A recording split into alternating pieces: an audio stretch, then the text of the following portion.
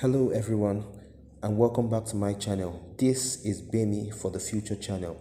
Good morning, good afternoon and good evening depending on where you are watching from.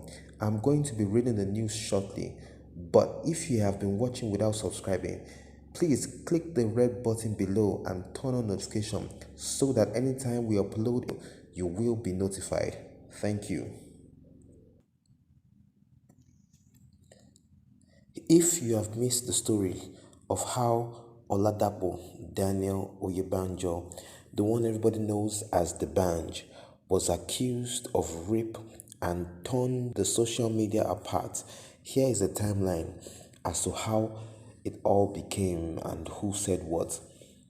Nigerian singer Oladapo Daniel Oyebanjo, popularly known as the Banj, has been entangled in a messy drama involving the alleged rape of a lady in 2018.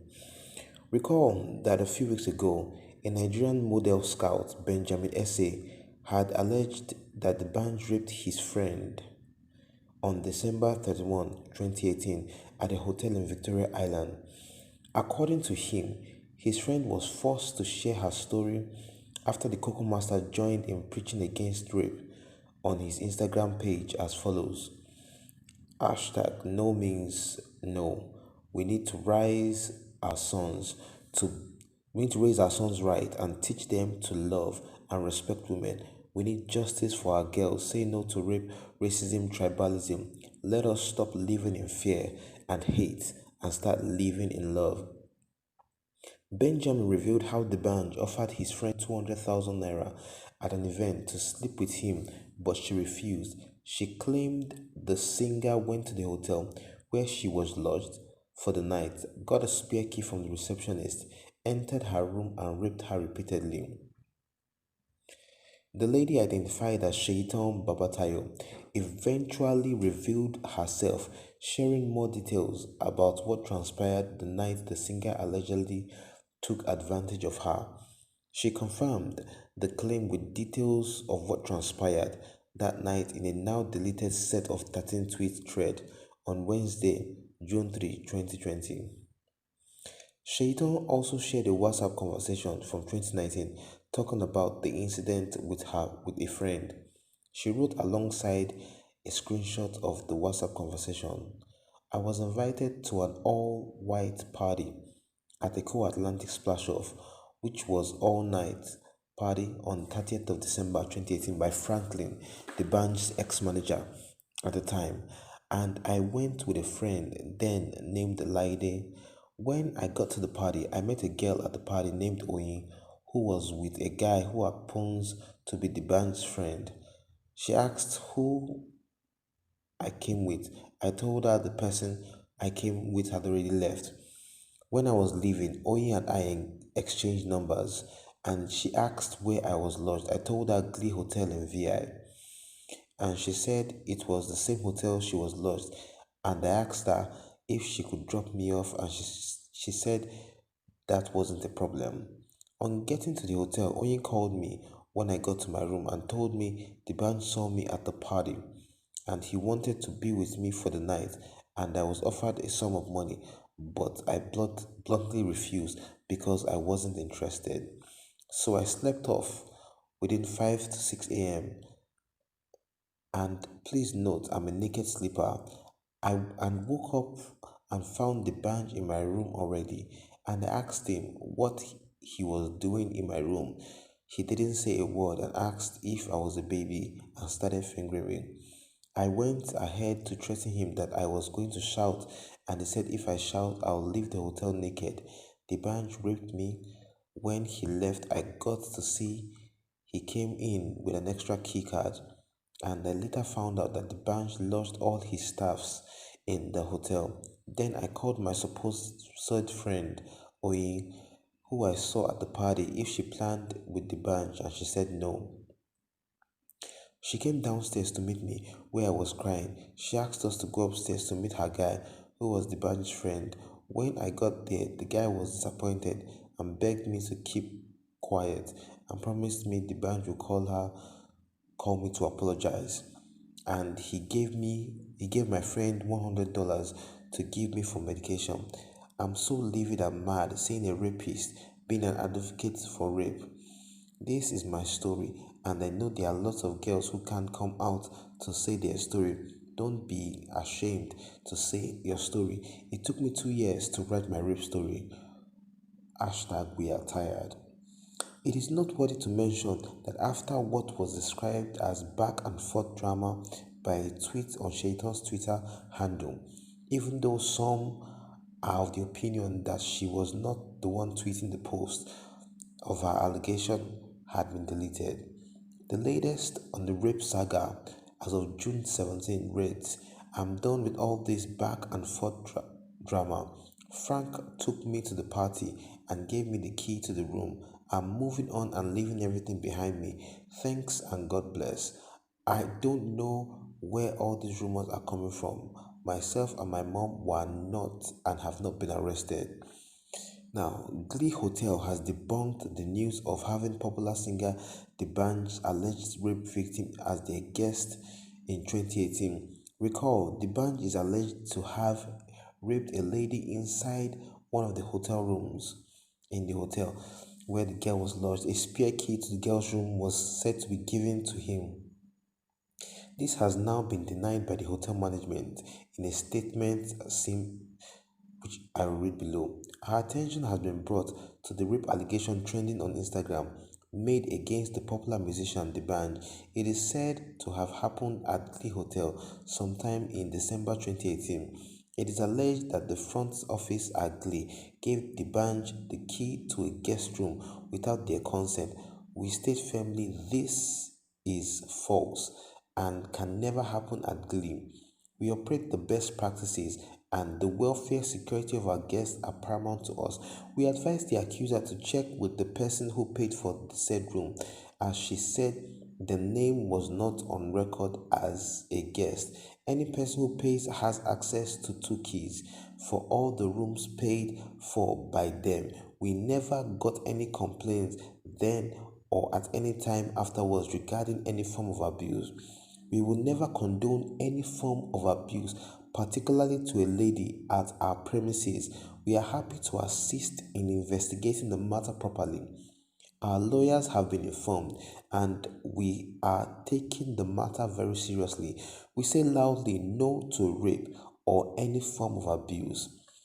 Apparently busy with events marking his 40th birthday, D'Banj remained silent on the allegation until Monday, June 15, when he put up an Instagram post to address the allegations.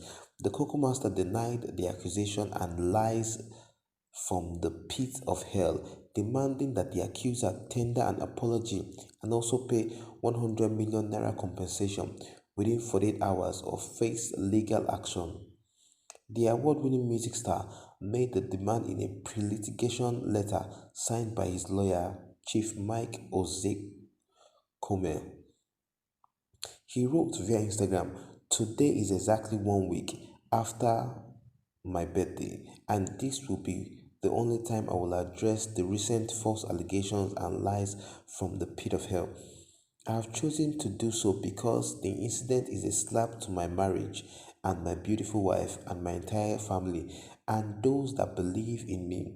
I did not want to dignify any slurs with a response, but it appears my silence has empowered my accuser to think I have been scared into the shadows. So I would like to state that the accusation is false and ludicrous and have been handed over to my legal team while the Nigerian police is investigating the criminal aspect of it. It is unfortunate that this is coming a few weeks before the second anniversary of my late son Daniel, and this well timed falsehood has reopened the painful scars of my deep loss. To my fans and loved ones, thanks for the support, your prayers, and your positive comments. The truth will always prevail. God bless us all, he wrote. Then the following Thursday, after he wrote that, events took a turn as there were varying reports of Shaitan allegedly being arrested. It was gathered that some policemen, allegedly acting on the instruction of the singer, reportedly detained Shaitan for over 24 hours and made her delete all chats, social media posts, and other vital information from her phone. Shaitan's lawyer, Ojoge Omilele, confirmed her arrest to Premium Times on Tuesday, June 16th in Lagos. In his words, they arrested Shaitan this morning in Lagos. They arrested our client, but nobody is already there to facilitate her release on bail. This matter is coming to Abuja by tomorrow. We are petitioning the Financial Crimes Investigation Division, FCID. Mohammed. He even writes his name. He doesn't hide himself. This one is too bold and blunt. Ever since President Muhammad Buhari took over the mantle of leadership of this great country, Nigeria, we Hausa Fulani have come under severe media attack from enemy of progress. That means he has been standing on their way. Do you know what that means? God has started working among them. He agreed before he get there. But God puts confusion in their midst. But that confusion is not yet okay. We need more. Because it is God that touched him to delay. If not so, you know, our budget. You see how the man delay this, delay that. Because the assignment given to him, what Nigeria is expecting is different to the assignment on his table. Some people say the man is slow. No. What he's facing is different to what we are talking. Are you telling me he doesn't have power to control fuel? He has power. But with who? At the time, Bob scatter everywhere. Kill all the manager and the director and the company. I will see who employ you. Whether or not dead body will come employ you from the grave. At the time, Bob scatter everywhere. Kill all the manager and the director and the company. I will see who employ you. Whether or not dead body will come employ you from the grave. But let me make something clear to you. Stupid fellow haunting us. Whether you love us or hate us, it doesn't change anything. We are who we are. And we will continue to remain like that. We hate you even more. And we can never love you because you are all evidence.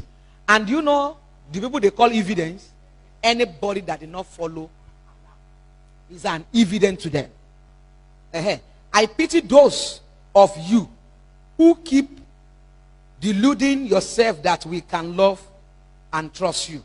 Simply because you work against your people to our own advantage. Imagine that statement. He said he pity those people that they are giving their information, helping them, and supporting them to destroy this nation. He said no matter how you support them, we still hate you. He's talking about Tinubu. No, there's no way a Yoruba man will be a faithful Muslim. You are seen an evidence to them.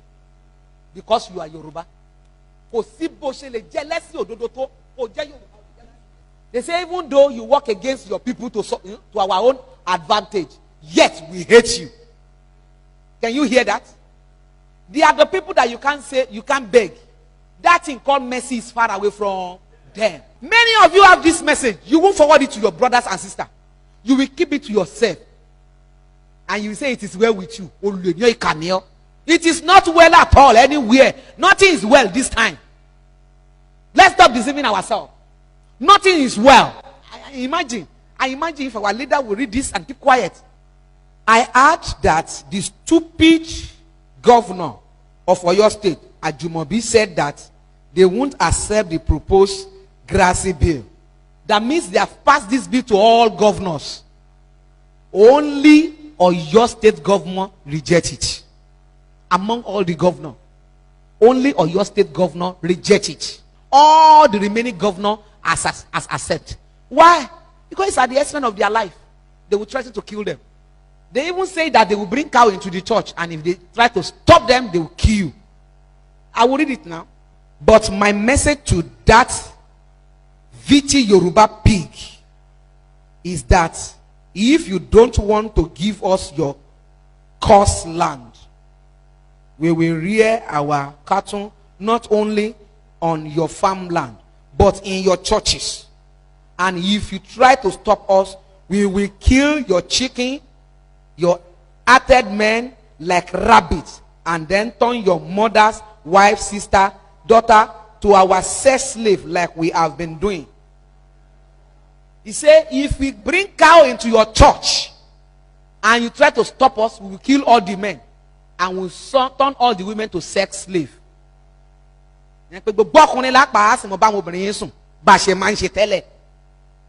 You remember he said the land is a cursed land, Yoruba land. Yes, it is cursed. Because one of our fathers caused us that we will never be united. And this is the secret in their hand, that we will never be united. He even said it. He said we are betrayer. Let me read it for you. He said, it is either you give the whole of south to us to use as grazing service, or we soak it with your blood.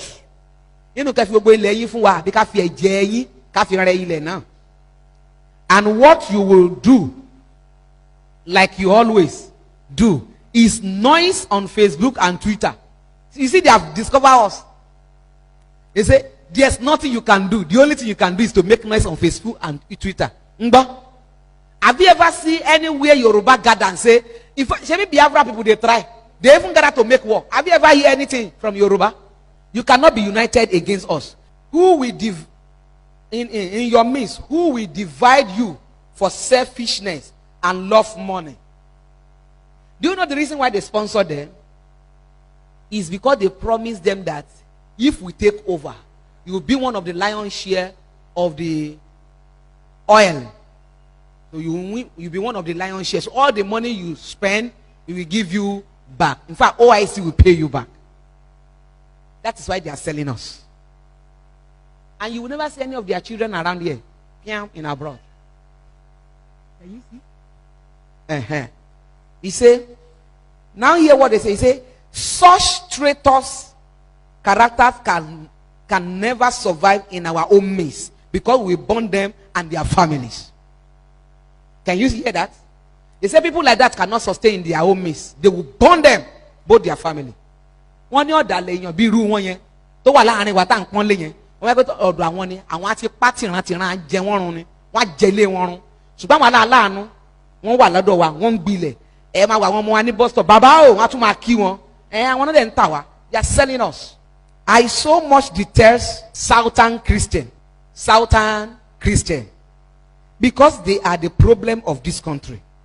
If I have my way, there won't be any functional church in this country anymore, especially in North. That's why I am so much happy with Governor El-Rufai, who is living up to the expectation of Allah in Kaduna State. We are not really pleased with his too slow to implement everything we ask him to implement in this country for us. He has not even done 20% of the national Islamic agenda. What is waiting for? What is he waiting for? I don't know. Can you hear that? They say he has never implemented even 20%. We will make life unbearable for Igbos like they are in hell.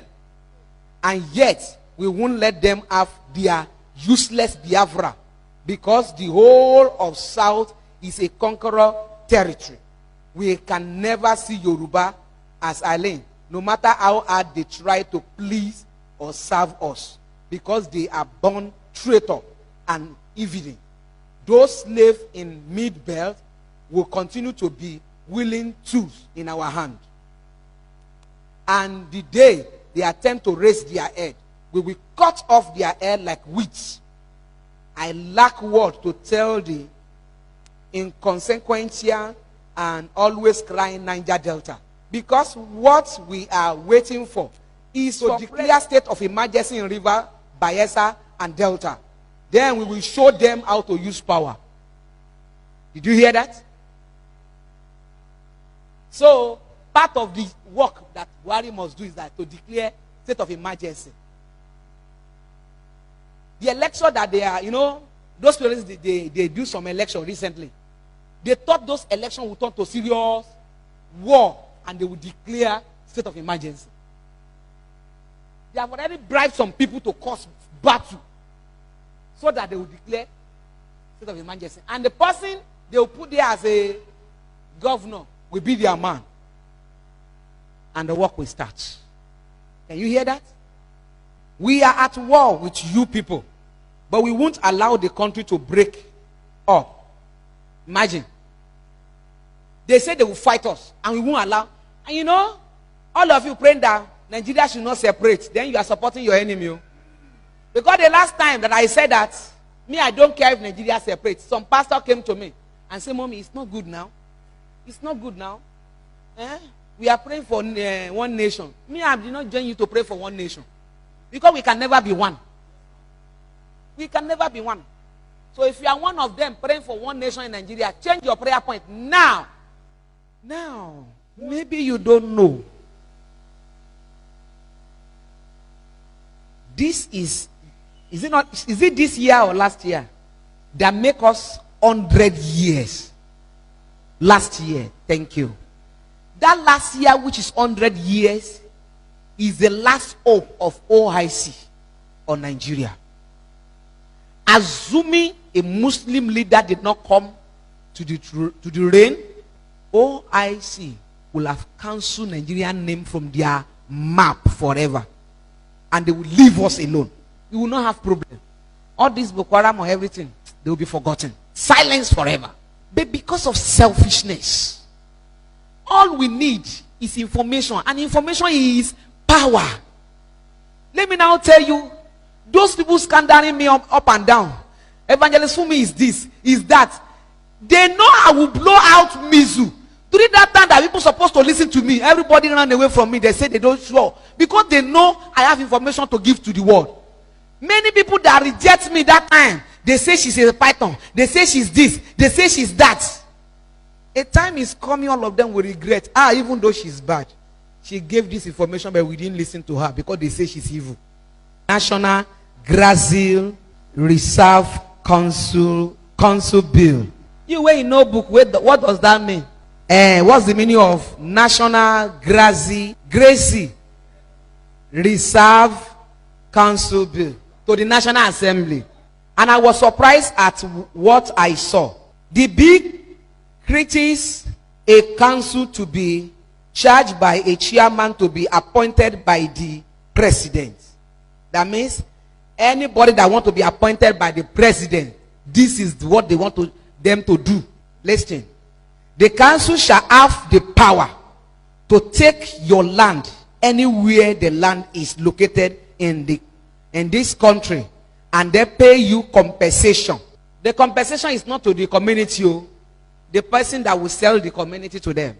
Your land, when taken, shall be assigned to headmen who shall use your land for grassy purpose. You know book now. Can you tell me what that means?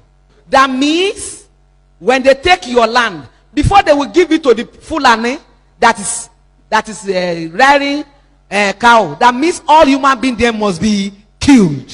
Yes, now they will clear everywhere. The council shall have the power to take your land anywhere the land is located in the country, and then pay you compensation. Your land, when taken, shall be assigned to headmen who shall use your land for grazing purpose. They shall bring cow to the land, and you shall lose the land permanently to those Fulani cattlemen. If you feel that the council was not right to take your land, you can go to court. But before you go to court, you must first of all notify the federal attorney general of your intention to sue the council. Apart from notifying, you must get the counsel and authority of the federal attorney general before you can sue. So that means that if the attorney general refuse to give this counsel to the sue, you have lost your land. Imagine. Who is going to be the attorney general? One of them. So if you want to go and sue, you must take permission from him before you go and sue. And surely he will say no. Hey.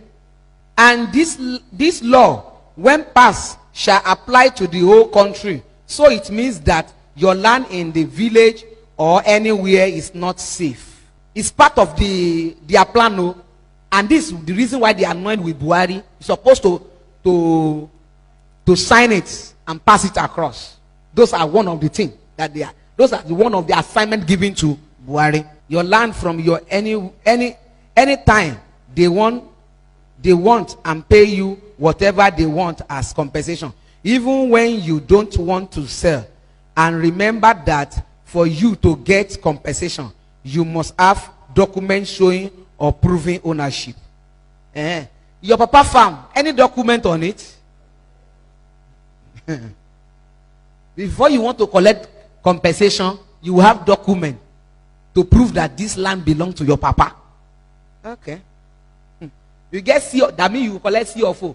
You that your papa gets land like maybe 100 acres. Which money you go get to collect CFO for 100 acres? You when you cannot build a house, you won't collect CFO for 100 acres. You thought it's a small money? Means everybody will lose and we will become stranger in our own land. So I think that we all in the southwest, south and southeast must rise up and reject this bill. We must do all things to force our National Assembly member from passing that bill into law. He said we should do something. Oh yeah, what are we going to do? We lazy one. We are too much afraid. I said my pastor tell me this morning that I should be careful. Danger is coming. Yeah, he's right. But if everybody is afraid of danger, let's hide. Go and carry a blanket, cover your head, enter your room. You will not knock door, you will blow your door. Please share this with any Nigeria you know. Save our children's future. Nigeria belongs to all of us, not only certain people. Pray for Nigeria. That is one. You see how sweet is the message? Because you want that God, my problem. When Bob come, he will even put an end to your problem. Because the moment they kill you, you don't have problem again. Abi? And the only one you will face is hell. So forget your problem now. Some people will go and hit and say, the reason why I come here, the mama no talk about it. Forget, I don't want to know your reason now. Let us reason together. Hello everyone and welcome back to my channel. This is Bemi for the Future channel. Good morning, good afternoon and good evening depending on where you are watching from. I'm going to be reading the news shortly, but if you have been watching without subscribing, please click the red button below and turn on notification so that anytime we upload, you will be notified. Thank you. Or the activities occurred within their jurisdiction. Because of the prominence of this case, a cybercrime special prosecutor from the Cyber and Intellectual Property Crime section of the Department of Justice is assisting in prosecuting these cases. In these cases, Hush Puppy is being charged in Los Angeles, California, and Mr. Woodbury, Jacob Olalenko Ponley, is being charged in Chicago, Illinois. Both men arrived in Chicago on the 2nd of July 2020 after being expelled from the United States. Now let's look at Chicago's case against Mr. Woodbury. In the Chicago case, there are two primary victims that establish venue here. We have victim company A lost $2.3 million and victim company K lost $50,268,000 USD. Jacob Olalekan, who the FBI refers to as Ponley, says that in the latter operation, Ponley received at least 1,494 bitcoins from that case, which at the time would have been valued at $6,599,499 USD. In their investigation, they found that Ponley used US-based money mules, criminals who are paid to open bank accounts on behalf of a scammer. One of these mules said that he received his instructions from someone that he knew as McCain. McCain used a voice over IP telephone number that was issued from the company Digitone. Since Digitone fully cooperates with law enforcement, they were able to quickly learn that this number was paid for by someone using the South African telephone number +27793837890. Now, the money mule also indicated that he made transfer to a Bitcoin wallet. BitPay Bitcoin wallet. BitPay, who also cooperated with law enforcement, was able to show that this account was created on September 2015 and that the account owner used the email address hustleandbustle@gmail.com. The next step in the investigation was to ask Apple about those telephone numbers and email addresses. Apple, who can provide law enforcement with all information about any iPhone shared with the FBI, that the telephone number belonged to Jacob Olalekan, who used the Hustle and Bustle email while logged in from that telephone. Apple was also able to provide a photo of a Nigerian passport in the name Olalekan Jacob Ponle, born May 1991 in Lagos, Nigeria, and also a photo of a UAE visa and a UAE resident identity card in the same name. The FBI has contents of many WhatsApp chats that Ponle had with various scammers and money mules he worked with. In addition to Ponle's Chicago crimes, he also committed many others that are documented in his case. On the 16th of January 2019, $188,000 fraud against a company in Des Moines, Iowa. On 4th of March 2019, $415,000 fraud against a company in Great Bend, Kansas. On June 2019, less than a year ago, he attempted $19,292,690 wire for a company, but it was stopped by JP Morgan Chase. On September 2019, the FBI took over the accounts of one of the former money mules and received instructions from Ponle to open a new bank account. The FBI opened the bank account but stopped a $1.2 million fraudulent transaction from occurring. These details and more can be found in the criminal complaint against Olalekan Jacob Ponle. And most of the money laundering that he did was done via Bitcoin. This is part 1. I'm coming back with part 2. Thank you.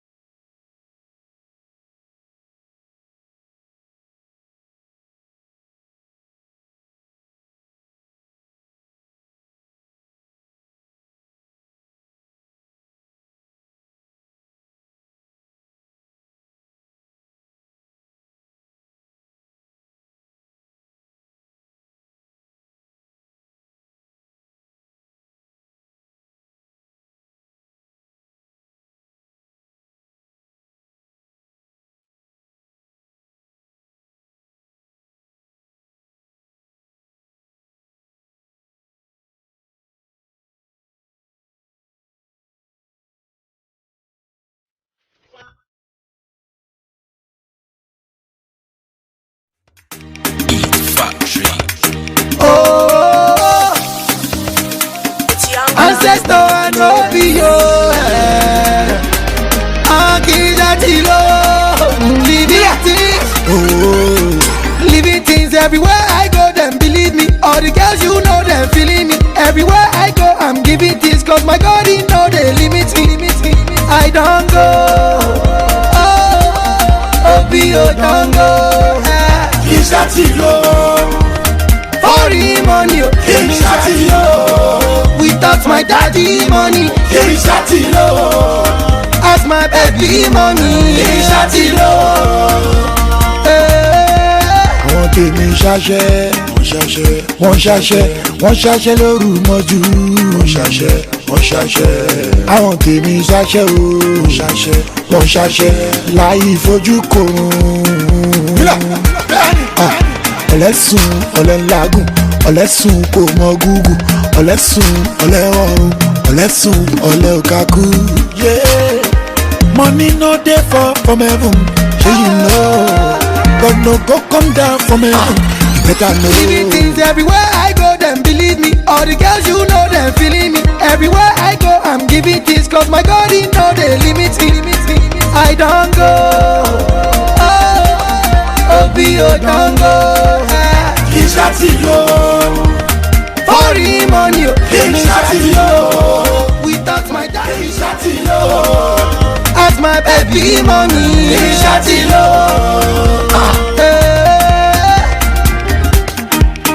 Who talk say you no fi make am? God blessing them no fi break am. Laye, my seven them no fi shake am.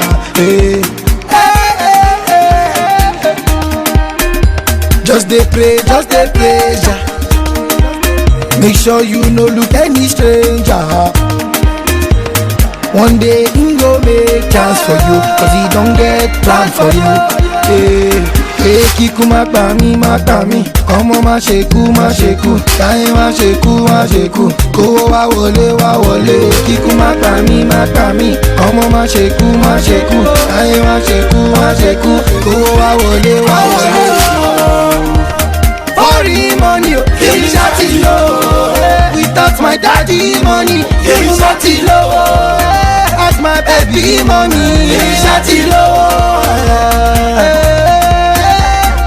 Human being, we making money differently. I say human being.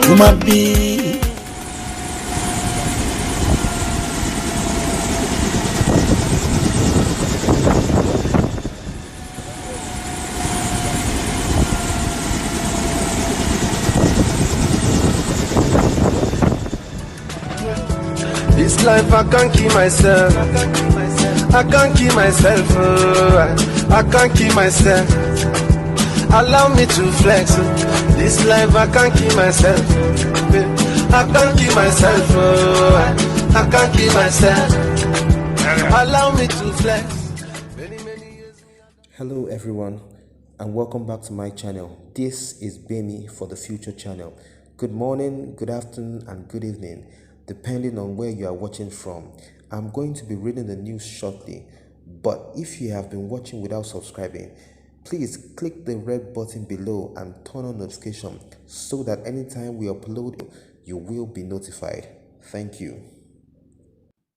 Popular on-air radio personality by the name of Daddy Freeze has come out to defend Hush Puppy. Remember back then there was a video that he did with Hush Puppy in Dubai. Now he has come out to defend himself. Kindly watch and let us know your thoughts on this video. We're in Dubai and I used that as an opportunity. It was a Cool FM trip. I wasn't invited there specifically to do a Hush Puppy interview. I was there with Cool FM. We're doing Cool FM bonding and having fun. And I had an interview done with Hush Puppy. I do a lot of exclusive interviews. I've had exclusives done with Techno, with Ubi Franklin, with Hush Puppy, with Regina Daniels and her husband. And guess what? The Regina Daniels interview was done the day before the Hush Puppy interview. So Hush Puppy was not the only interview I did in Dubai. All these interviews are available for you online. You can verify everything I'm saying. You know, the internet never forgets, so it's right there for you. When I didn't discuss Hush Puppy's source of income in the Dubai interview, it's because I spent a whole show discussing it in Lagos, online, on the radio at the same time, in a video that's available to you if only you search. So I now have to babysit you and do a video to tell you about a video I've done and another video I've done and to show you what's available to you because simply you wouldn't research and you're wondering why your pastors are eating off you. I'll take this a little further. How did I meet Hush Puppy? I went to Dubai in December 2017. It was an Infinix phone launch and I was one of the guests. And one of the days I was in my hotel room and I tweeted that I was in Dubai, and he reached out to me and we hooked up. And we had dinner, and what we talked about was social media influencing and trolls and that kind of thing, nothing else. And he told me there that he was an influencer. I went back to Nigeria, we kept in touch, I can keep in touch with a lot of people. He was very cool. At that point, I was going through a lot in the hands of my former friends, who simply because I decided to show them stuff in the Bible that went against the teachings of their pastors, they all went against me. I was unfollowed by a huge volume of people. But Hush Puppy didn't unfollow me, reached out to me, hung out with me, didn't discriminate against me. Why should I discriminate against him? He's given me, he's told me what his source of income was as of that time. Now, let me make a statement clear to you. I do not support fraud, and I do not support even the appearance of fraud. So, I wouldn't do a video today showcasing his lifestyle if he had a case in court or if he had a case with the police. As of the time I did the video, which is exactly 8 months ago, according to YouTube data that's available to you, he had no case. And even now, until he's proven guilty by a competent court, we have to sit down and wait and allow the court to do its work. Now, when we're in Dubai for the Cool FM event, I stayed at a hotel with all my Cool FM colleagues. And the day of the interview started with me going to meet Hush Puppy up in the Burberry VIP lounge. Hush Puppy's birthday. We're at the Burberry VIP lounge, and we're celebrating a great man. Taste buds is here. Many happy returns, and it's a very delicious cake. It's a very delicious cake. This is Burberry. They were hosting him. Burberry literally had a cake on the table. It's available in the video. A cake on the table, and they were hosting him. While we're driving to a restaurant, there was a guy in that Burberry shop who was begging Hush Puppy to come and spend 10 minutes with him in his restaurant, that he just launched a restaurant. And Hush Puppy was like, no, I can only spend 5 minutes. And the guy kept begging for 10 minutes. And eventually, Hush Puppy succumbed, and we went to the restaurant, had a few drinks, and then went someplace else. While we were driving, he got calls from Gucci, he got calls from Versace, he got calls from LV, all wanting to host him. And he says he's an influencer. He didn't get any call from any hackers, he didn't get any call, at least while I was there. There was nothing suspicious while I was there.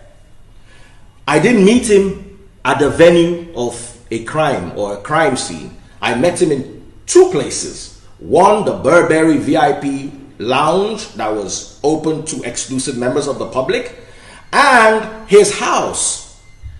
The interview was shot either in those places or in between those places. We never hung out with any, I never saw him personally hang out with any criminals or anything. Simple. Now, that's my job. It's my job to bring you exclusive interviews. Like I said earlier on, I've done exclusive with Tonto DK, with Toby Franklin, with even the lady that was a former adult movie star. I've done exclusives with Techno. I do exclusives. I want to go into those places where nobody else goes into and bring it out to you. It's my day job. Now listen here. A lot of people will say, oh, Peter was a fisherman and Paul was a tent maker. I'm sorry, guys. I don't know how to fish, and I don't know how to make tents. And I'm not going to learn how to fish or make tents simply because I want to make you happy. Because the same you would still go out and say, Daddy Freeze is hungry. He's just a fisherman, a poor fisherman, and he's insulting our geos. Come on. This is my job. And guess what? There's something people don't tell you about Peter. Paul and Barnabas were the only ones who actually worked. Peter, down to his wife, was supported by the church. I don't want to be supported by the church. That is why I work. So allow me to do my work. You're asking me about his source of income? Go and watch my video recorded a year ago. Must we discuss something twice because you're slow to understand? Now, there are another set of guys who say, oh, Daddy Freeze, you're hanging out with criminals, blah, blah, blah, blah. Okay. First things first is, I didn't know him to be a criminal.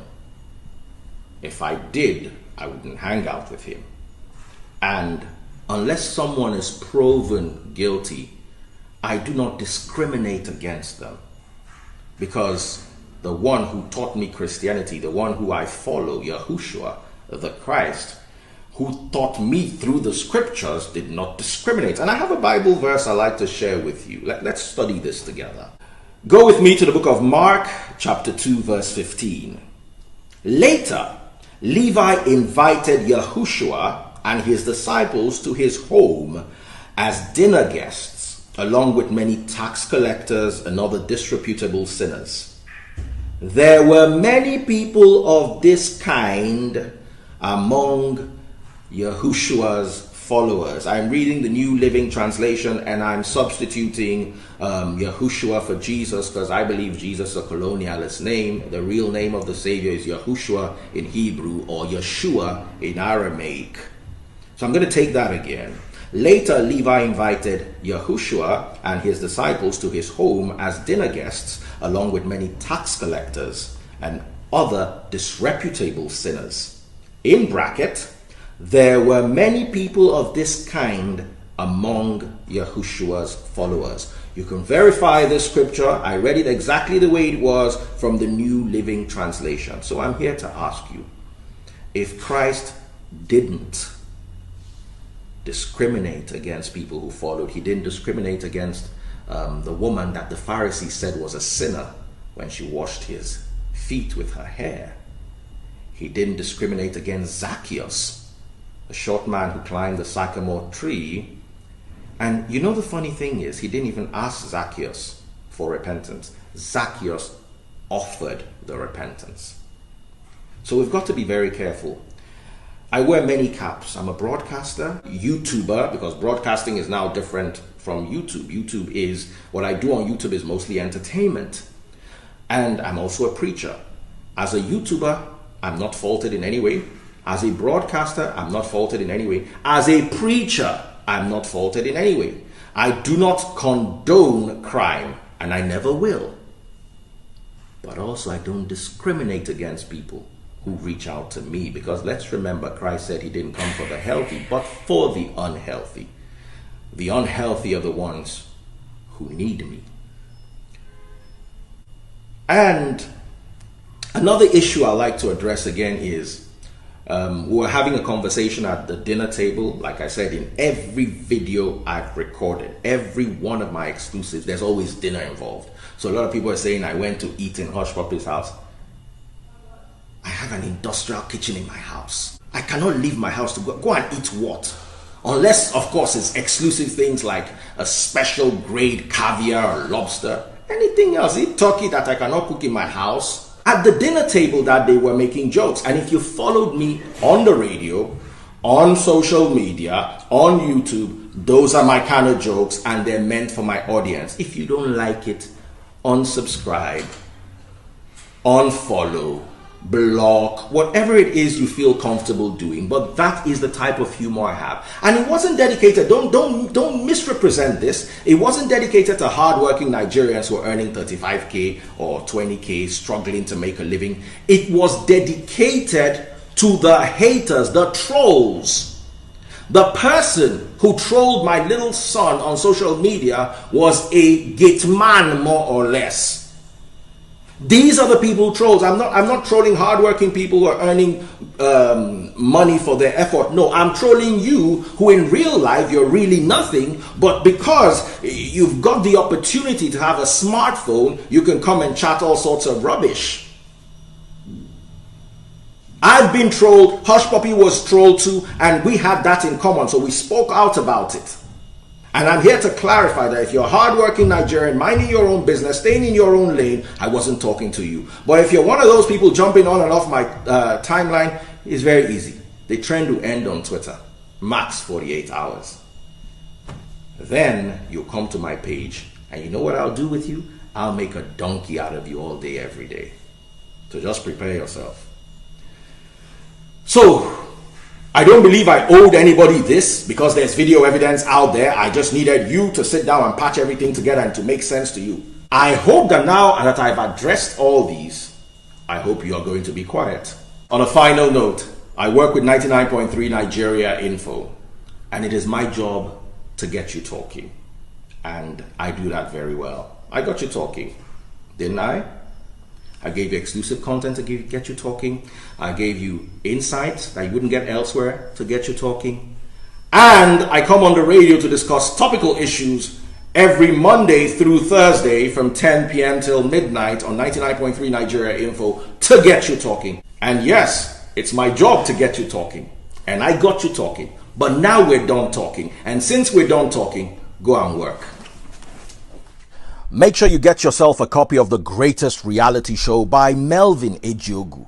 It's available on Amazon.com. Just search for The Greatest Reality Show by Melvin Ejiogu. Or you can download online. Go to www.thegreatestrealityshow.com.ng and download for only 1,400 naira. The Greatest Reality Show by Melvin Ejiogu is a spiritual book, a book about how to face trying times, a book that could get you closer to God in the spirit. Get your copy now. God bless you.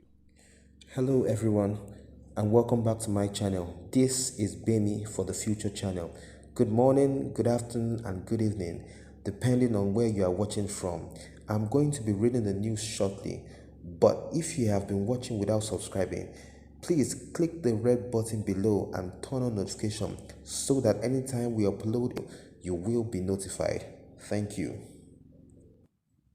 Yes, Akpabio has been accused of sexual harassment. Ex-NDCC MD accused Akpabio of sexual harassment. He said, Akpabio asked me to sack a northerner and take oath of secrecy. Joy Onoye, the former acting director of Niger Delta Development Commission (NDDC), has accused Godswill Akpabio, Minister of Niger Delta Affairs, of fraud. Nunez spoke to journalists after appearing before the Senate ad hoc committee investigating the NDDC. Akpabio and Nunez had appeared before the Senate ad hoc panel investigating the alleged mismanagement of 40 billion naira by the Interim Management Committee (IMC) of the NDDC. At the hearing, Akpabio said he did not know the under Nunez because she refused to give him briefings. But Nunez, who made damning allegations against Akpabio, said the minister engineered her removal for failing to dance to his tunes. She alleged that Akpabio asked her to change the dollars in the NDDC account, sack the head of the legal team, who is from the north, remove all directors who refused to follow his instructions, and also implicate Peter Nwauboshi, chairman of the Senate Committee on NDDC. According to Nunez, Akpabio warned that if she did not follow his instructions, she would be removed. She also alleged that Akpabio would never sign any document but rather ask his subordinates to commit fraud.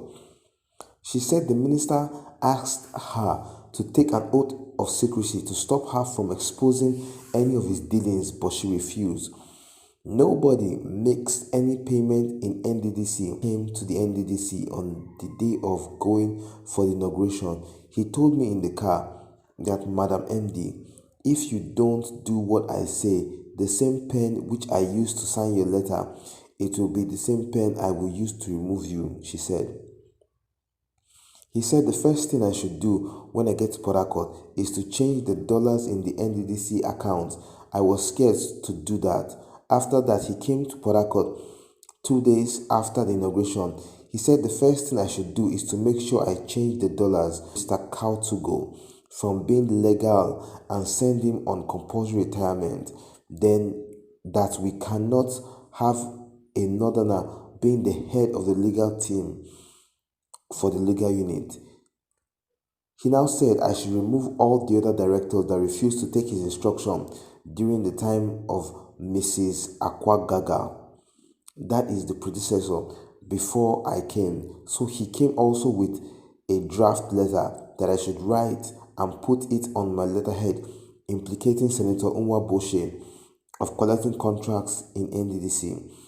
I told him I will not, that I am a lawyer and that whoever alleges must prove the fact that Senator Uwabushi is giving us trouble. Akpabio never signed any document. He will always refuse to sign, but will tell you to go and commit the fraud. For instance, he told me to go and give an emergency contract for flood victims. He wanted me to take an oath. He has denied that, but I want to say today, he told me up to 3 times until we had a reconciliation meeting at the villa in the house of Mr. Seriki about who is the SA to the president on domestics. I refused to take the oath, so he said he was going to remove me, and he started the campaign of calumny against me. I did not answer him because the fact will speak for itself. She said that Akpabio was awarded 30 contracts before she became the commission's acting MD. Then Mr. Linus, who was the director of finance, refused to sign because it did not follow due process. Then he also said that I should implicate the chairman of the House Committee because the chairman had gone to plead. Now, to end this matter about the procurement process, I refused to go with him to deceive Mr. President at the fake meeting because the Procurement Act says if I contravene any section of the Act, it is 5 years imprisonment without an option of fine. Akpabio went to get the approval from the FEC. The 2020 budget has not even been discussed by the National Assembly till today. He lied to FEC, which is the greatest embarrassment for the country. I refused. I am challenging him to deny any of these allegations that I'm coming forward with today. Can you let us know your thoughts on these strong allegations by the former acting MD of the NDDC? Only Ogoni woman, the only Nigerian woman that has slapped his face. Why did you slap him? Why did you slap him? I slapped him because of his plan B. He thought that he could, since he couldn't get me to take that money, he thought that plan B, if it could come up on me, he didn't know that I'm a Port Harcourt girl. Port Harcourt girls are not moved by money, by somebody telling me that you make me a substantive MD. The Port Harcourt girls are Can not we moved clarify by this? Because we can't gloss over a slap. What is the plan B? He came up on you. What exactly does that mean? We were having a meeting. Akpabio's meeting with me is either in Apple or at Meridian or whatever. Those are his meetings. I slapped him. Well, Joy, are you accusing Senator Akpabio of attempted rape? Is that the point you are making? Or sexual harassment? Harassment sounds better, not rape. Okay, so you are accusing him expressly of sexual harassment? Yes, I am accusing him.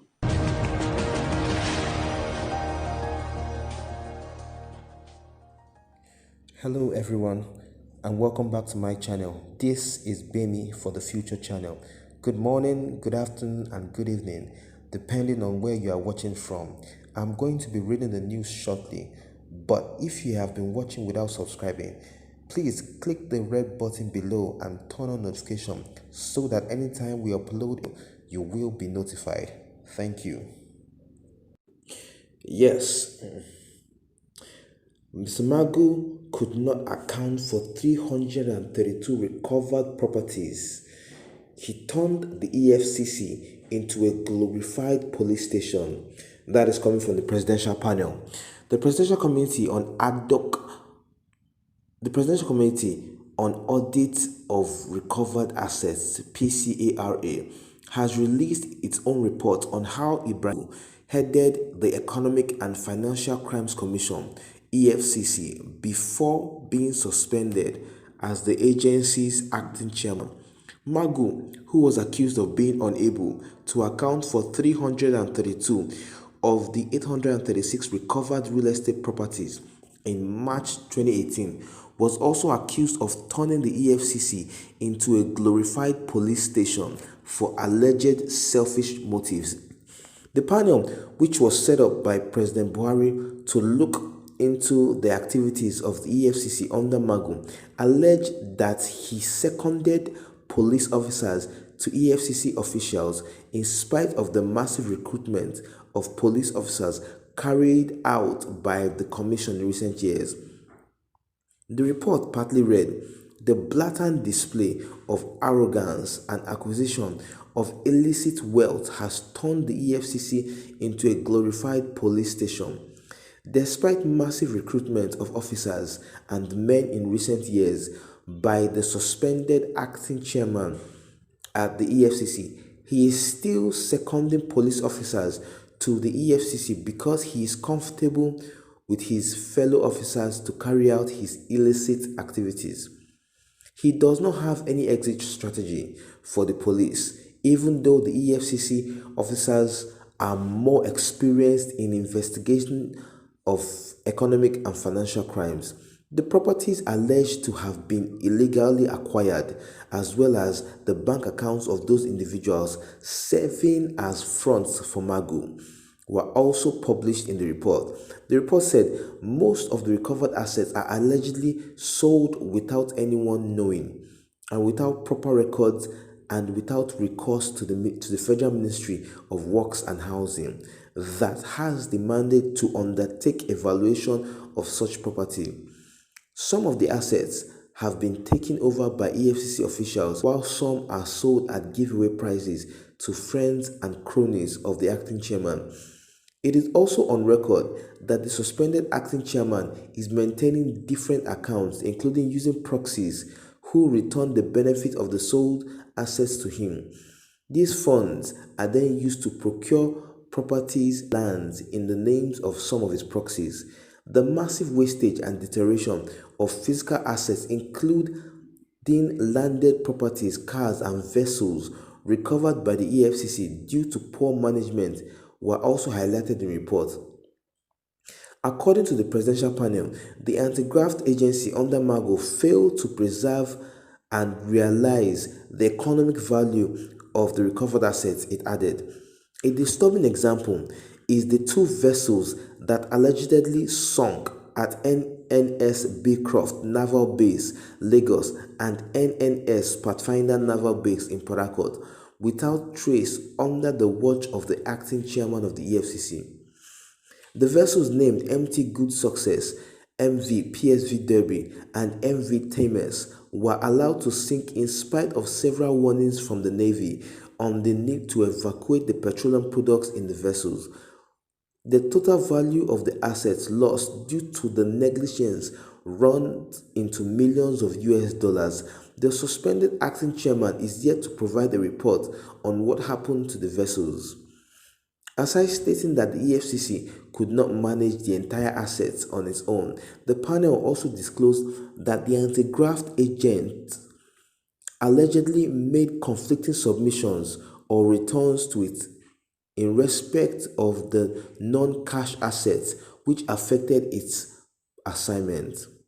The report said, for instance, the EFCC stated 836 as the number of recovered real estate in the original returns it made to the president on the 7th, 4th, 2017. However, in his first returns to PCARA on 13/12/2017, EFCC shortchanged the system and gave the figure of 339, thereby failing to account for 497 properties. It is interesting to note that when the acting chairman was further queried on the lapse, he made further contradictory second return of 504 on 9/3/2018, thereby bridging the gap to 332 properties. The panel, which listed lack of internal control mechanisms or systems within the EFCC and a lack of adequate returns by EFCC departments and zonal offices as reasons for these discrepancies and inconsistencies, noted that Magu neglected and refused to comply with the regulations on the management of recovered assets 2019 as he allegedly embarked on disposing of some of the properties without regard to the extent of the law. The report said these regulations was issued in line with the international best practices and to ensure that the anti-corruption agencies report all their recovered assets in a database provided by the federal government. It is important to note that the suspended acting chairman, in apparent disregard for the regulation of law, is disposing of these properties without regard to laws and regulations and without reference to the office of the Attorney General of the Federation, and in effect there is no way to have an audit of the property. This is also a clear sign that there is a deliberate attempt to hide the exact figures of recoveries, which is an indication of fraudulent intent. These actions of the suspended acting chairman in refusing the regulation is clear case of refusal to follow lawful instructions and directives contrary to the provision of the act that established the Economic Financial Crimes Commission, the EFCC. Thank you so much, and let me know your thoughts on this. Hello everyone, and welcome back to my channel. This is Bemi for the Future channel. Good morning, good afternoon, and good evening, depending on where you are watching from. I'm going to be reading the news shortly, but if you have been watching without subscribing, please click the red button below and turn on notification so that anytime we upload, you will be notified. Thank you. Yes, Bill Gates leads agenda to destabilize the world. That is coming from Chris Okotie. Bill Gates is leading an agenda to destabilize the world and execute a satanic agenda against the church, was unveiled by Reverend Chris Okotie, the senior pastor of the Household of God Church International Ministries, as he accused Microsoft founder and leading technology expert. He said the global conspiracy to destabilize the world economy and execute a satanic agenda against the church. The church leader who made the allegation in an 18-minute video shared on YouTube alleged that Gates is conniving with some powerful people to achieve the sinister objectives.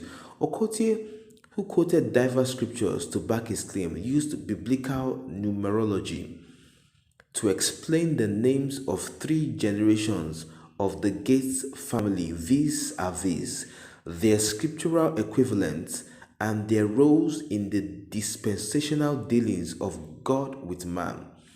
He also explained how the roles of various key Bible characters like the Lord, Jesus Christ, Adam, Eve, Solomon, David, Daniel, and an event like Sodom and Gomorrah percolate down to the operations of satanic forces in this age, including the rise of the LGBT.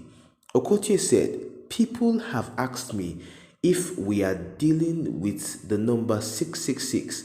If this is about the Antichrist, is this about you taking the number and the eternal damnation that is the consequence of that? No, we're dealing with another number that is the precursor to the number 666. There is a man who is the protagonist of the whole process that we are seeing today. His name is Bill Gates." The year 2020 was particularly chosen by Satan as the year when he would challenge the authority of the Almighty God upon the face of the earth in preparation for the coming of the Antichrist. How is he going to do it? First, he is going to get a man who has the pattern, and the man is Bill Gates. and then there will be a conspiracy to bring in a pandemic sickness. On COVID-19 vaccine, which is projected to be ready for large-scale trial, Okotie insisted that it is red herring meant to disguise the intentions that could cause death on a large scale. He added, so he brings disease, sickness. They will create panic in the world. At this point, you've been asked to remain in your house because he must challenge God's authority through fear. What Gates will do under the auspices of the UN is to make sure we no longer form the house of God. What Bill Gates is going to do through his name is to stop people from congregating. We are dealing with one of the most sinister conspiracies in human history. What we call an online church is untrue. To be a church, you must have to be called out. Cyber churches are totally unscriptural. Please let us know your thoughts on the revelation that Dr. Chris Okotie just exposed. Do you believe what is saying that Bill Gates is the next system for the Antichrist? Thank you. To ensure global access to drugs, diagnostics, and vaccines.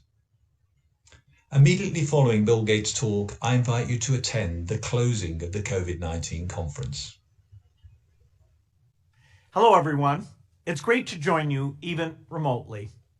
I want to thank everyone at IAS for organizing this virtual conference. But most of all, I want to thank the researchers, policymakers, advocates, and healthcare workers listening in today. You've been the front line of the global response for 2 pandemics now, COVID-19 and HIV/AIDS. A lot is being asked of you, and I know it's a challenging time. Months after this pandemic began, countries all over the world have COVID-19 cases. On top of that, the pandemic is disrupting the supply chains and therefore slowing our progress in the fight against all other diseases, including AIDS. Both the UN and the Global Fund have released projections showing that these disruptions could prevent hundreds of thousands of people from getting the treatments they need, and that's just in sub-Saharan Africa. So we have our work cut out for us, but I remain optimistic. I remain optimistic that we will defeat COVID-19 and we will continue to make strides against AIDS and other health crises. I believe that for several reasons. First is science. In the global race to detect, treat, and vaccinate against COVID-19, researchers are making great advances. Faster, better diagnostic tools are being developed to help identify those infected. Investments are being made in libraries of antiviral drugs, which has been an underinvested branch of science. Also, we're making great progress on vaccines. These platforms won't just be useful against this particular virus. They will also help us specifically for HIV. Of course, there's a big difference between getting the platform and making sure we get the products out to everyone who needs them. If we just let drugs and vaccines go to the highest bidders instead of to the people and the places where they're most needed, we'll have a longer, more unjust, deadlier pandemic. We need leaders to make these hard decisions about distributing based on equity, not just on market-driven factors. As ironic as it sounds, that's the second reason I'm optimistic we'll overcome COVID-19, because the world has come together. Specifically, you have done it before. One of the best lessons in the fight against HIV/AIDS is the importance of building this large, fair, global distribution system to get the drugs out to everyone. Those innovations have only had this impact because of the generosity of things like Global Fund and bilateral commitments like the United States PEPFAR and conferences like this where we get together and talk about best practices. How do we make sure that people are tested? How do we make sure they're getting their medicine, that they stay compliant, and that we cut that death rate dramatically? The Global Fund was created all the way back in 2002, and that was a very bleak period with AIDS death. They were surging. 4 years later, they peaked, and now they've fallen by more than half. Now, every death is a tragedy. We need to go further, but that is huge progress. The Global Fund helped turn AIDS from a death sentence to a largely treatable disease in almost all the countries of the world. And it's one of the kindest things that people have done for each other. And I think it sets an example of what we need to do for all diseases. So whether it's AIDS or COVID-19, global cooperation, a resolve to invent the tools and get them out where they're needed most is critical. When we have those things, nations, institutions, and advocates working together on this collective response, we do see remarkable impact. More than anyone else, you've been at the forefront of that. So keep up the great work. Let's keep collaborating on the science, the manufacturing, the delivery systems, and so we get all these tools out, including COVID-19 vaccines and other treatments, to those who need them most. Thank you.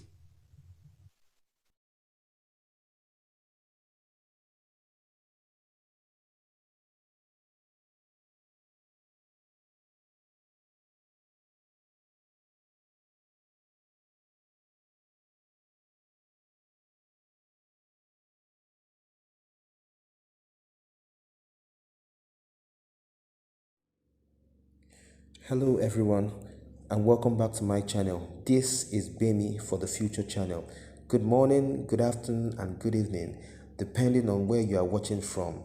I'm going to be reading the news shortly, but if you have been watching without subscribing, please click the red button below and turn on notification so that anytime we upload you will be notified. Thank you. Yes, the Kurodu boys are at it again, this time gaining international recognition for their works that they've done so far. Kindly watch and enjoy. Hemsworth has joined the crowd praising the Ikorodu Boys, a Nigerian comedy group, for their recreation of the Extraction trailer, Chris's movie that came out on Netflix back in April. Yeah, so the boys have been doing these recreations for a while, but this one has really taken off. On Twitter alone, it has 6 million views and counting. Take a look.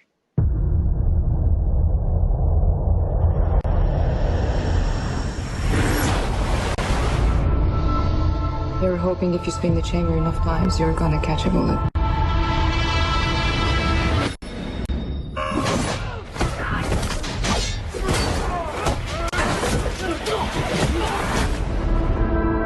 It's just easy that way. This is an extraction. So who are the players? Biggest drug lord in India versus biggest drug lord in Bangladesh. That's some mythic shit. It's a kidnapping. Drug lord's son. Clock's running at 16 hours. Proof of life as of 6 hours ago.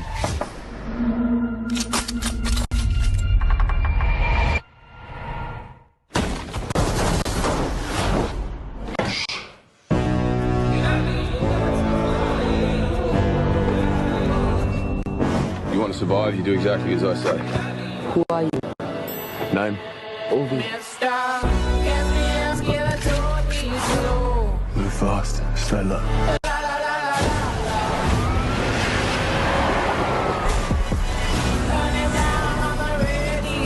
Something's wrong. The city's on lockdown. Yeah, The job is Tyler. Tyler. just find my money. That kid is a walking corpse, and there's no way to protect him. You have a family. Yeah, son. He died a few years ago.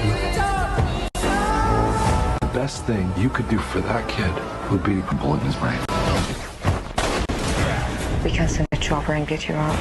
But you gotta leave the kid behind. Are you gonna leave me in the street?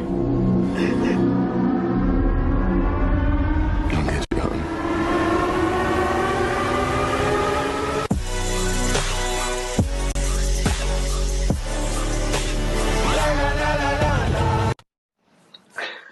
So Chris Joseph says, all right, my creative things. We see you. Marcia says, I hadn't seen this. I need this in my life. Wheelbarrow for the car. Imagine. Yeah, this is just amazing. Yeah, I love it so much. Shot for shot, just perfect. Yeah, so they were hoping that Chris would see it, and he did. And he posted, the Russo brothers also, who produced the film, tweeted, "This is awesome. We would love to have you guys at the Extraction 2 premiere.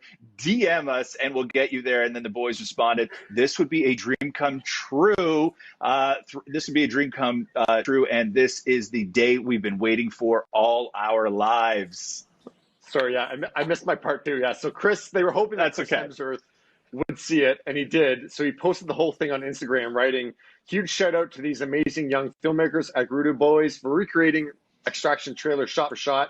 I think your version might be better than the original." And yeah, that's the thing. Like, they've been doing this for a long time, and I think it's just such a perfect time when, along with the Black Lives Matter movement, we're talking about lack of opportunity for people of color, and you just see what these guys are doing with no budget whatsoever, and this kind of creativity. So you see, the talent that is out there that aren't getting the opportunities that they should be. So yeah, they have been doing this for a long time, but it just seems like, yeah, it's a perfect time for them to get this kind of attention. Hopefully it leads to something.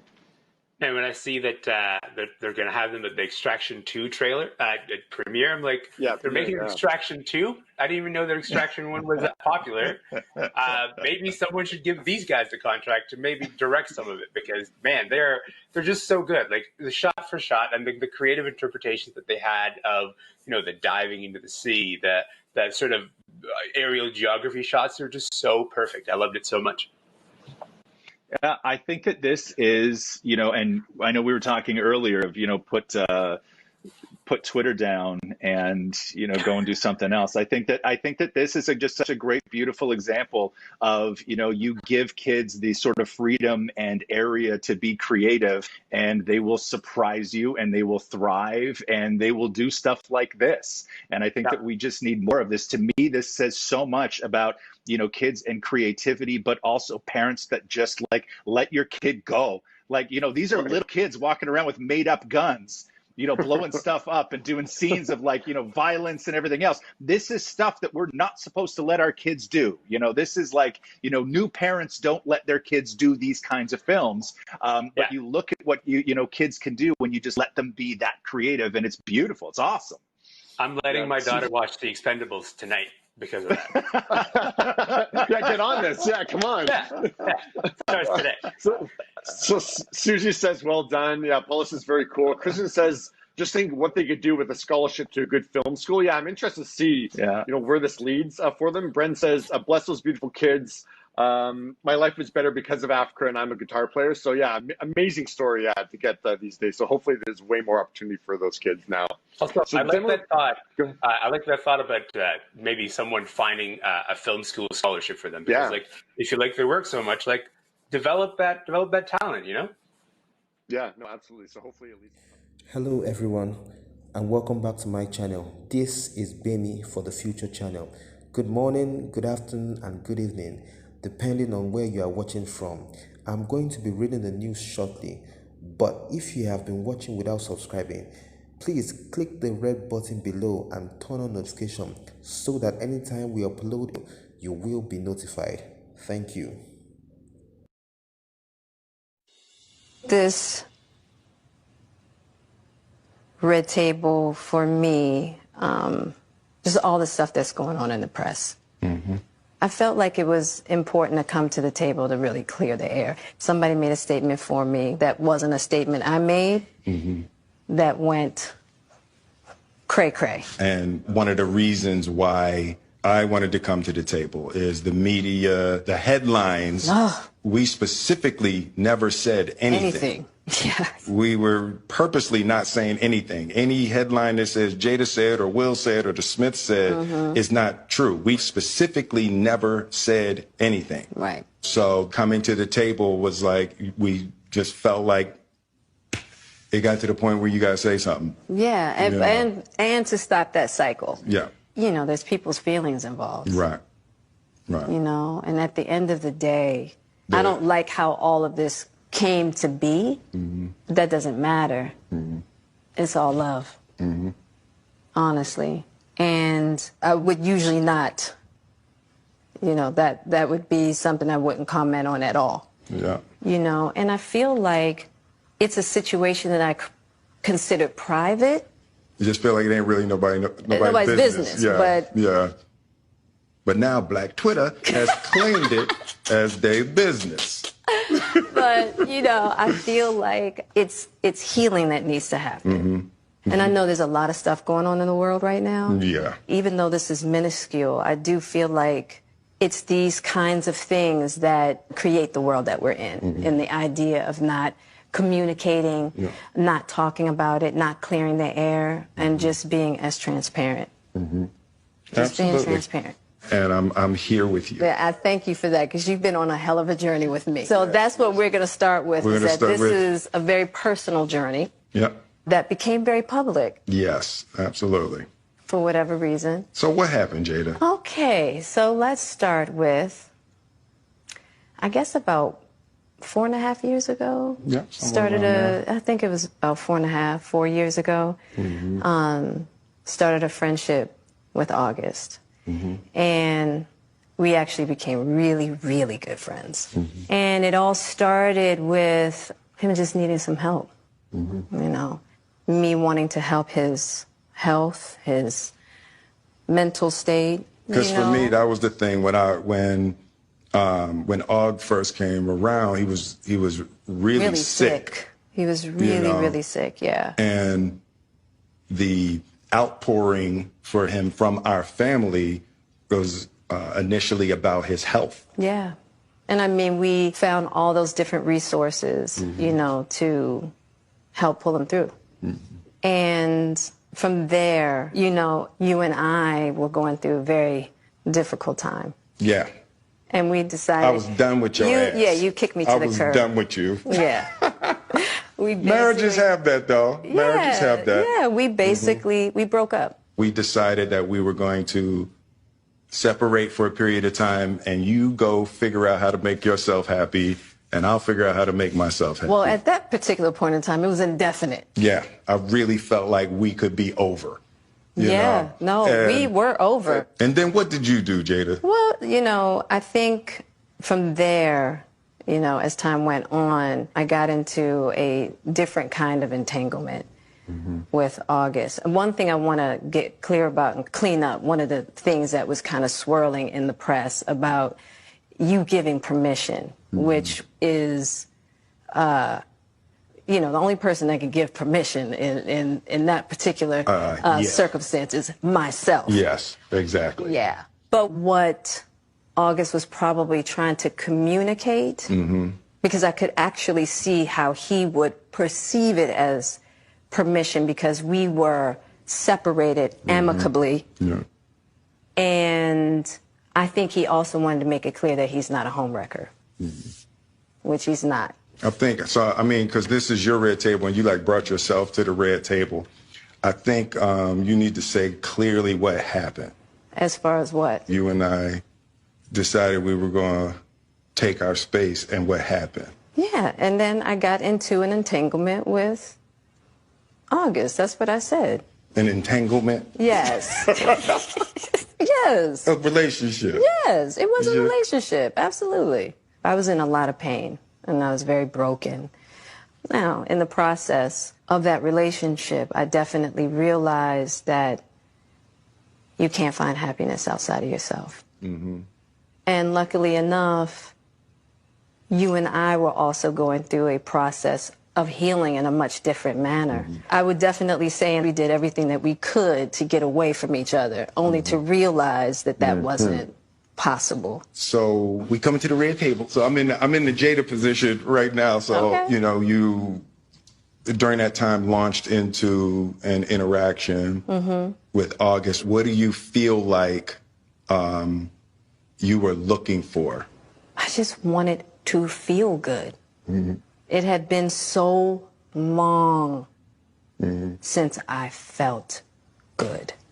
And it was really a joy to just help heal somebody. Yeah. I think that has a lot to do with my codependency. which is another thing that I had to learn to break in this cycle. Just that idea of needing to fix and being drawn to people that need help, whether it's your health or whether it's your addictions. There's something about that childhood trauma that feels as though it can be fixed through fixing people versus fixing me. Yeah. And I think that that whole process with Og really showed me that and taught me that. And I'm really grateful for that lesson. I feel like that husband, like I'm with you at the press conference. And that husband, now I got to be with you at the press conference while you like tell the world about your transgressions. Like I love my baby. I'm gonna stand by my baby no matter what. Well, you know, I definitely understand why it would look that way or feel that way, but I actually don't look at it as a transgression at all. Through that particular journey, I learned so much about myself and was able to really confront a lot of emotional immaturity, emotional insecurity, and I was really able to do some really deep healing, you know. And as I came through and started to realize certain things about you and I, he decided to break all communication with me, which was totally understandable. And I let that be and hadn't talked to him since. So it is a little weird that all this stuff is coming out now, since this was because for me this was years ago, right? You know, so the fact that it's coming up now, and I think it could feel weird for people that we're laughing and talking about it, but it happened so long ago, you know, and our experiences of working through it, fighting through it, talking through it, and therapizing through it. I think that the why now is weird. Yeah, when I say it's been a huge healing on my life, and just what I had to confront and discover, you know, about myself, the ugly truths and the beauty.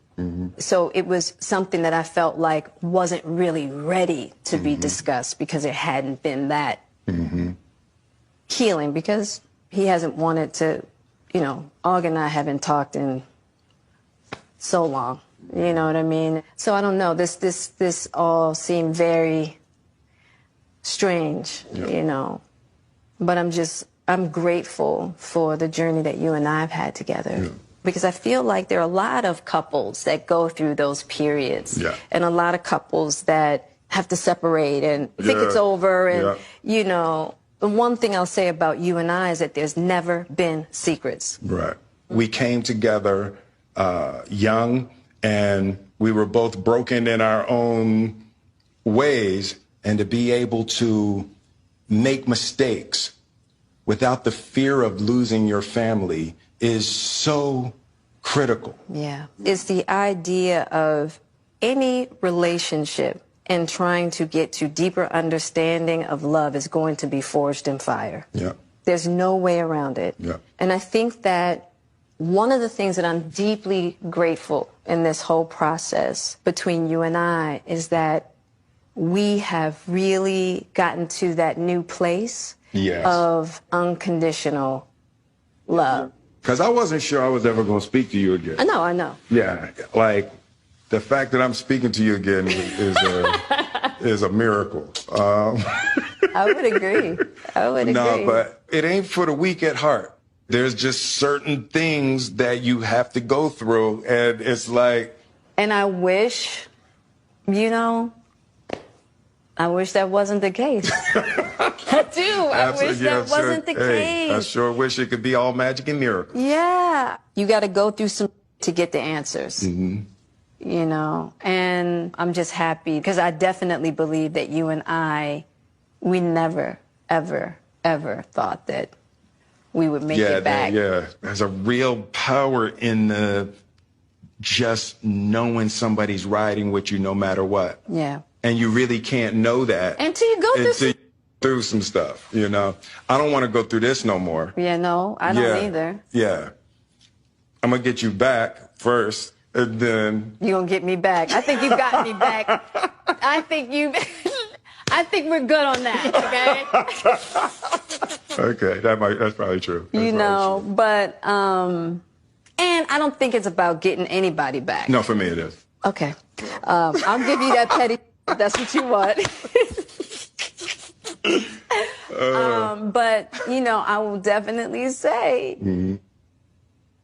it's just part of it. Yeah. You know, if you expect to be with somebody for a lifetime. 25 years and counting. We ride together. We die together. Bad marriage for life.